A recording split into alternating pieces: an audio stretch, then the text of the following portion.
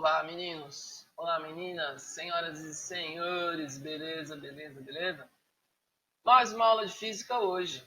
Campo elétrico é o tema da aula de hoje. Aula 19 da apostila de vocês. Beleza? Vamos lá então. Objetivos da aula de hoje. Vou apresentar o campo elétrico. Falar sobre os aspectos vetoriais do campo elétrico, suas características e, claro, né, uma equação aí de leve para a gente aprender a quantificar e determinar o valor do campo elétrico. Beleza? Antes da gente falar do campo elétrico, vamos lembrar aí do que a gente vem falando nas últimas aulas. Então, dentro desse tema da eletricidade, né, propriedades elétricas da matéria, num primeiro momento, a gente definiu aí, com base no modelo atômico, que a gente tem características diferentes para partículas diferentes. As partículas que a gente identificou, o próton, o elétron e o nêutron, e cada uma delas com uma característica em função de cargas elétricas. Então, o nêutron não tem carga nenhuma, o próton tem uma carga positiva e o elétron uma carga negativa. Próton e elétron comportamentos opostos, né? Também a gente discutiu aí como medir, né, como calcular, como determinar a quantidade de carga em um corpo eletrizado, ou seja, um corpo que não tenha o mesmo número de elétrons e prótons, um corpo que tenha algum tipo de desequilíbrio. E essa equação está na tela, né? Carga é igual esse N vezes o E. N, número de elétrons ou prótons em excesso, e E, valor da carga fundamental, 1,6 vezes 10 a menos 19 coulombs. Vamos lembrar aí, unidade do sistema internacional para cargas elétricas, é o coulomb. Além dessa definição para medição de quantidade de carga elétrica em um corpo eletrizado, a gente viu também a interação entre dois corpos que têm carga. Então, entre dois corpos que têm carga elétrica, aparece uma força de interação entre eles, que é a força elétrica. É que, para determiná-la, a gente apresentou a equação que tem base na lei de Coulomb. Então, força elétrica é igual a K0 multiplicado aí pelo valor do produto das cargas dividido pela distância ao quadrado. Lembrando que cargas de mesmo sinal se repelem e cargas de sinais opostos se atraem, ou seja, aparece uma interação, uma força de interação atrativa entre eles. Nessa equação da lei de Coulomb, a gente tem ali na equação, né, um Q maiúsculo e um Q minúsculo, que não faz muito sentido ainda nesse momento, porque a gente simplesmente tem duas cargas ali, podia ser Q1, Q2, QA e QB. Mas vamos dizer assim, jeito de escrever o Q maiúsculo e o Q minúsculo vão ser úteis a partir de agora, que a gente vai falar de campo elétrico. Então, isso é um resuminho do que a gente viu até agora. E agora vamos falar do campo elétrico. O campo elétrico, a gente pode pensar nele de uma maneira muito similar ao campo gravitacional. No campo gravitacional, como que a gente tem? Qual a nossa ideia de campo gravitacional? Qualquer objeto que tem massa, ao redor desse objeto aparece uma região no espaço que é o campo gravitacional.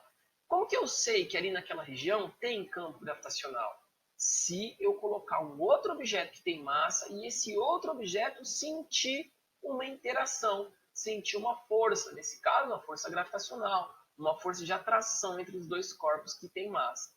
Então, se o corpo tem massa, ao redor dele aparece uma região do espaço que é o campo gravitacional, e eu só sei que ele tem um campo gravitacional se eu colocar um outro objeto que tem massa e esse objeto sentir a interação do campo gravitacional através da ação da força gravitacional. A gente pode fazer a mesma ideia agora para campo elétrico, só que ao invés de massa, a gente vai falar de carga elétrica. Então, definição para campo elétrico é uma região do espaço que aparece ao redor de uma carga Q. Agora já está aparecendo um Q maiúsculo. Esse Q maiúsculo é o que a gente chama de carga geradora. Então, eu tenho aqui na tela uma carga geradora. E essa região delimitada aqui azul, claro que é didático isso aqui, essa região se estende indefinidamente, mas ao redor dessa carga geradora aparece uma região no espaço que é o campo elétrico. Como que eu sei que ali tem um campo elétrico? Eu sei se eu colocar uma outra carga, uma carga de prova, e essa carga de prova sentir a ação do campo elétrico através da interação de uma força elétrica. Então agora a gente já tem uma diferença entre a carga Q maiúsculo, que é a carga geradora, e a carga Q minúsculo. É o que a gente chama de carga de prova. Essa carga serve para sentir o campo. Se a gente tirar ela dali, o campo continua existindo, porque quem gerou o campo é a carga Q maiúscula, a carga geradora. Mas essa carga de teste é uma maneira para a gente averiguar se o campo está ali e qual o valor dele.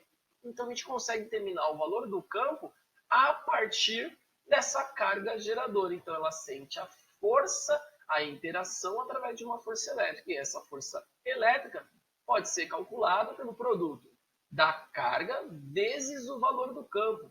E vale observar que essa equação tem muita similaridade também com o jeito que a gente determina a força-peso. Força-peso é igual a massa vezes a aceleração da gravidade, é o valor do campo gravitacional ali. Aqui eu tenho a força elétrica, é igual a carga vezes o campo elétrico. Então eu posso reescrever essa equação aqui em função do campo elétrico. Eu tenho a minha primeira definição para campo elétrico. Força elétrica dividido pela carga de teste, a carga de prova, o Q minúsculo. Essa vai ser uma maneira para a gente determinar o campo elétrico. Porque eu tenho também a carga geradora, que é a carga que gera o campo elétrico. Se eu tirar essa carga geradora, o campo elétrico deixa de existir. Agora, se eu tirar a carga de teste, o campo elétrico não deixa de existir. Então, tem outra possibilidade, outro jeito para calcular o campo elétrico a partir da carga geradora. Então, olha só, a gente definiu na aula passada que a força elétrica entre duas cargas é dada pela lei de Coulomb, né? K0, Q maiúsculo, multiplicado pelo Q minúsculo, dividido pela distância ao quadrado entre as duas cargas. Acabamos de definir a equação para campo elétrico, que é força elétrica dividido pela carguinha, carga de prova. Se eu substituir aí na equação do campo elétrico a força elétrica, ou seja, a lei de Coulomb, meu campo elétrico fica K0 multiplicado por Q maiúsculo vezes Q minúsculo dividido por D ao quadrado. Dividido pelo Qzinho, a carga de prova já da equação de campo elétrico. Eu corto as duas cargas de prova e o que sobra? A equação para campo elétrico a partir da carga de geradora. Então eu tenho duas maneiras para determinar o campo elétrico. Uma a partir da carga de teste e outra a partir da carga geradora, que é essa que está aqui em destaque na tela. E aí eu apresento as duas para a gente perceber as diferenças, né? A equação do campo elétrico a partir da força elétrica, eu vou precisar da carga de teste, a carga que está sentindo a força elétrica. Agora, se eu for utilizar só a carga geradora, eu preciso saber aonde eu quero, como se eu colocasse uma carga de prova, mas sem necessariamente colocar aquela carga de prova.